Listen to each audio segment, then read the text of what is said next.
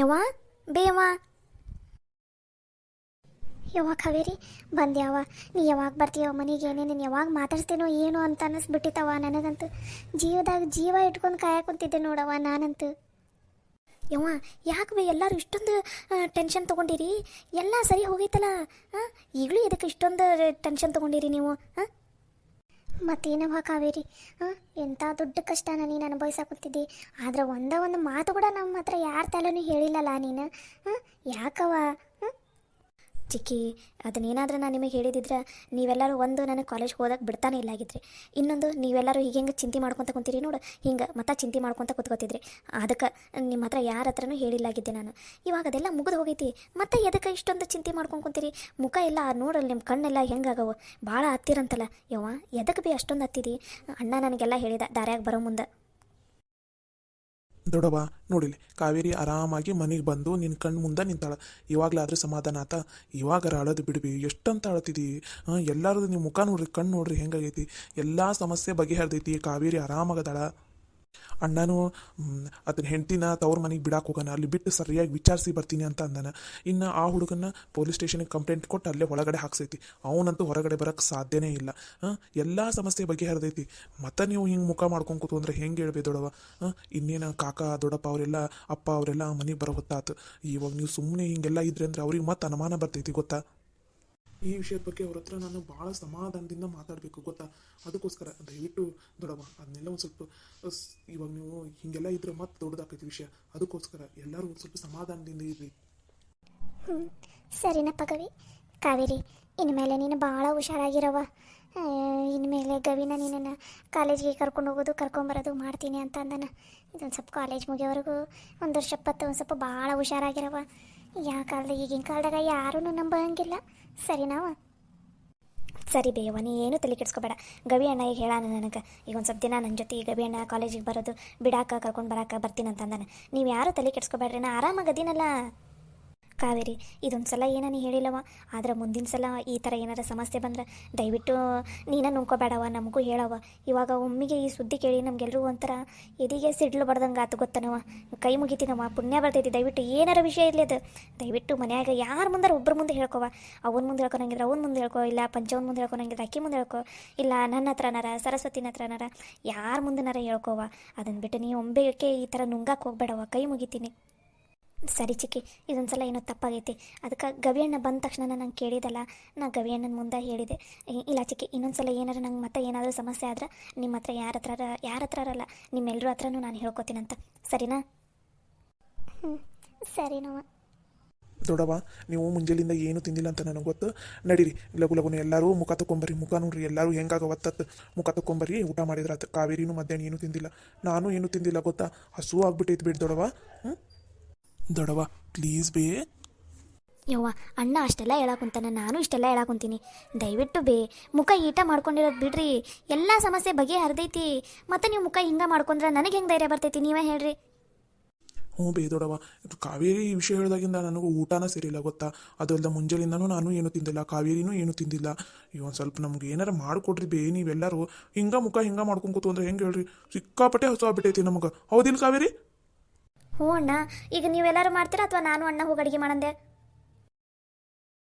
ಬೇಡ ಬೇಡ, ನೀವಿಬ್ರು ಏನು ಅಡುಗೆ ಮಾಡೋದು ಬೇಡ.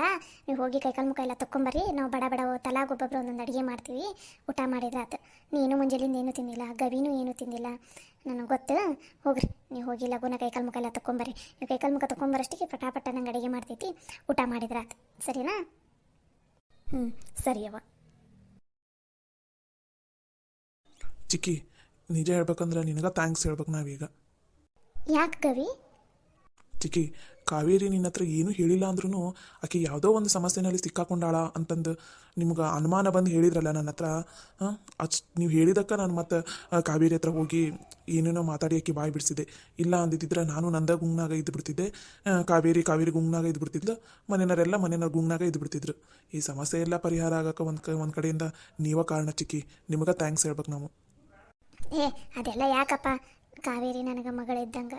ನೋಡಿ ಕಾವೇರಿ, ಏನೋ ಸಮಸ್ಯೆ ಇದ್ರೂ ನಾವು ಎದುರಿಸಿ ನಿಂತ್ಕೋಬೇಕು. ಅದನ್ನು ಬಿಟ್ಟು ಹೆದರ್ಕೊಂಡು ಹತ್ಕೊಂತ ಕೂತ್ಕೋಬಾರ್ದು. ನೋಡು, ನಿಂದ ಅದರಲ್ಲಿ ಏನಾದ್ರು ತಪ್ಪಿದ್ರೆ ನೀನು ಹೆದರ್ಬೇಕು. ಮನೆಯಾಗ ಯಾರ ಮುಂದೆ ಹೇಳಬಾರ್ದು. ಅದರಲ್ಲಿ ನಿಂದು ಏನೂ ತಪ್ಪಿಲ್ಲ ಅಂತಂದ್ರೆ ನೀ ಎಲ್ಲರ ಮುಂದೆ ಧೈರ್ಯವಾಗಿ ಹೇಳ್ಬೋದು, ಸರಿನಾ?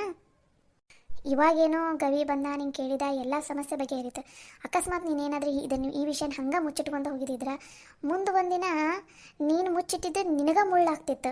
ಅವ್ನು ಹೆಂಗೆ ಬೇಕಾದರೂ ಮಾತಾಡ್ಬೋದಿತ್ತು. ಈಗ ಅವ್ನು ನಿನ್ನ ಹಿಂದೆ ಫಾಲೋ ಮಾಡ್ಕೋತಾ ಹೋಗೋದು ಎಲ್ಲರೂ ನೋಡಿರ್ತಾರೆ. ಎಲ್ಲರಿಗೂ ಜನಕ್ಕೆಲ್ಲ ಏನು ಗೊತ್ತಿರುತ್ತಾ ಅವನು ನಿನ್ನನ್ನು ಫಾಲೋ ಮಾಡ್ಕೊಂಡು ಹೊಂಟಾನ, ನಿನ್ನ ಕಾಡ್ಸಕ್ಕೆ ಹೊಂಟಾನಂತಂದು ಜನದ ಕಣ್ಣಿಗೆ ಹೆಂಗೆ ಕಾಣಿಸ್ತೈತಿ? ಅವ್ನು ನಿನ್ನ ಹಿಂದೆ ಬರೋದು, ನೀವಿಬ್ರು ಏನೋ ಇಷ್ಟಪಡಾಕುಂತೀರ ಏನೋ, ಆ ಹುಡುಗ ನೋಡ ಆ ಹುಡುಗಿನ ಬೆಳಾಕುಂತಾನ, ಏನೇನೇನೇನೇನೋ ಅರ್ಥ ಮಾಡ್ಕೋತಾರೆ. ಅದಕ್ಕೋಸ್ಕರ ನಿಂದು ಏನಾದರೂ ತಪ್ಪಿಲ್ಲ ಅಂದ್ರೆ ಯಾವುದೇ ವಿಷಯ ಇದ್ರೂ ಮನ್ಯಾಗ ಬಂದು ಹೇಳು. ನಮ್ದು ತಪ್ಪಿಲ್ಲ ಅಂದರೆ ಯಾವ ವಿಷಯದಲ್ಲೂ ನಾವು ಹೆದರೋದಕ್ಕೆ ಹೋಗಬಾರ್ದು, ಅರ್ಥ ಆಯ್ತಾ? ಸರಿ ಚಿಕ್ಕಿ, ಇದೊಂದು ಸಲ ಏನೋ ನನ್ನಿಂದ ತಪ್ಪಾಗೈತೆ. ಇನ್ನೊಂದು ಸಲ ಈ ಥರ ಆಗದೆ ಇರೋಂಗೆ ನಾನೇ ನೋಡ್ಕೋತೀನಿ. ಈ ಕಾಲೇಜಲ್ಲಿ ಏನನ್ನು ನೋಡಿದ್ರು ನನಗೆ ಎದ್ರ ಮೇಲೆ ಯಾರ ಮೇಲಾದ್ರೂ ಅನುಮಾನ ಬಂದ್ರೂ ಏನಾದ್ರೂ ಮನೆಯಲ್ಲೇ ಬಂದು ಹೇಳ್ತೀನಿ ಚಿಕ್ಕಿ. ಸರಿ, ನೀನು ಹೋಗಿ ಕೈಕಾಲು ಮುಖ ಎಲ್ಲ ತಗೊಂಬ ಊಟ ಮಾಡಂತೆ ಅಂತ. ಮತ್ತು ಇದನ್ನೆಲ್ಲ ಮನಸ್ಸಿನಾಗ ಇಟ್ಕೊಂಡು ಕುತ್ಕೊಳಕ್ಕೆ ಹೋಗಬೇಡ. ನೀನು ಓದಿನ ಕಡೆ ಲಕ್ಷ್ಯ ಕೊಡು ನೀನು, ಸರಿನಾ? ಇದೆಲ್ಲ ಬಿಟ್ಟು ಬಿಡು, ಇದೆಲ್ಲ ಒಂದು ಕೆಟ್ಟ ಘಟನೆ ಅಂತ ಮರೆತು ನೀನು ಓದಿನ ಕಡೆ, ನಿನ್ನ ಮುಂದಿನ ಭವಿಷ್ಯದ ಕಡೆ ಅಷ್ಟೇ ಲಕ್ಷ್ಯ ಕೊಡಬೇಕು, ಸರಿನಾ? ಆಯಿತು ಚಿಕ್ಕಿ. ಗವಿ, ಇನ್ನು ಮೇಲೆ ಭಾಳ ಹುಷಾರಾಗಿರ್ಬೇಕು. ಯಾಕೆ ಈ ವಿಷಯನ ನಿನ್ನ ಮುಂದೆ ಹೇಳಾಕೊಂತೀನದ ಅಂದ್ರೆ ಮನ್ಯಾಗ ಯಾರ ಮುಂದೆ ಹೇಳಿದ್ರೆ ಮತ್ತೆಲ್ಲರೂ ಚಿಂತೆ ಮಾಡಕ್ಕೆ ಚಲೋ ಮಾಡ್ತಾರೆ, ಟೆನ್ಷನ್ ತೊಗೊಂಡ್ಬಿಡ್ತಾರೆ. ಈಗ ರಿಯಾ ತವ್ರ ಮನೆಗೆ ಹೋಗಾಳ ಅಂತಂದಮೇಲೆ ಸಿಟ್ಟಕ್ಕಿದು ಇನ್ನೂ ಜಾಸ್ತಿ ಆಗಿರ್ತೈತೆ ಹೊರತು ಕಮ್ಮಿ ಆಗಿರಂಗಿಲ್ಲ. ಅಕ್ಕಿ ಮತ್ತೆ ಏನಾದರೂ ಮಾಡ್ಬೋದು. ಕಾವೇರಿ ಬಿಟ್ಟು ಮನೆಯಲ್ಲಿ ಯಾರಿಗೇನು ಮಾಡೋದಕ್ಕೂ ಹೇಸಂಗಿಲ್ಲ ಅಕ್ಕಿ. ಅದು ಅಲ್ಲದೆ ಇದನ್ನೆಲ್ಲ ಬರೀ ರಿಯಾ ಒಬ್ಬಕ್ಕೆ ಮಾಡೋಕ್ಕೆ ಸಾಧ್ಯ ಅಂತ ನನಗೆ ನಂಬಿಕೆ ಬರವಲ್ದು. ಅಕ್ಕಿಗೆ ಇನ್ನೊಬ್ಬರು ಯಾರೋ ಸಹಾಯ ಮಾಡಾಕುಂತಾರೆ, ಅದು ಈ ಮನೆಯನರ. ನನಗೂ ಅದ ಅನುಮಾನ ಐತಿ ಚಿಕ್ಕಿ, ಆದ್ರೆ ಅದು ಯಾರು ಅನ್ನೋದು ನಂಗೆ ಒಂದು ಸ್ವಲ್ಪ ಅನುಮಾನ ಐತಿ. ಅದನ್ನು ಹೆಂಗಾದ್ರೂ ಮಾಡಿ ಕಂಡು ಹಿಡ್ದಿಡ್ತೀನಿ, ನಾನು ಮಾತ್ರ ಬಿಡಂಗಿಲ್ಲ. ಕಂಡು ಹಿಡಿಯೋದೇನು, ನನಗಾಗಲೇ ಅದು ಯಾರು ಅನ್ನೋದು ಗೊತ್ತೈತಿ. ನಿನ್ನ ಅನುಮಾನ ಯಾರ ಮೇಲೆ ಚಿಕ್ಕಿ? ಇನ್ಯಾರು? ಆ ಸಂಗೀತ ಮತ್ತು ರಿಯಾ ಇಬ್ಬರು ಗುಸು ಪಿಸು ಮಾತಾಡ್ಕೊತಿದ್ರು. ನಂಗೆ ಅವಾಗ ಅನುಮಾನ ಬಂದಿತ್ತು, ಆದರೆ ಅವರು ಈ ಲೆವೆಲಿಗೆ ಡೇಂಜರ್ ಅದಾರಂತ ನನಗೆ ಗೊತ್ತಿಲ್ಲಾಗಿತ್ತು. ಈಗ ಅಕ್ಕಿಗೆ ಪಾಠ ಕಲಿಸಿದಾಗೈತಿ, ಇನ್ನು ಮೇಲೆ ಈ ಸಂಗೀತಾಗ ನಾನು ಪಾಠ ಕಲಿಸ್ತೀನಿ, ನೋಡ್ತೀರಿ. ಏನು ಚಿಕ್ಕಿ ಇದು? ಮನ್ಯಾಗ ಈ ನಮ್ನಿ ಶತ್ರುಗಳಿದ್ರೆ ಹೊರಗಡೆ ಇರೋ ಶತ್ರುಗಳನ್ನು ಹೆಂಗಾದ್ರೂ ಎದುರಿಸ್ಬೋದು.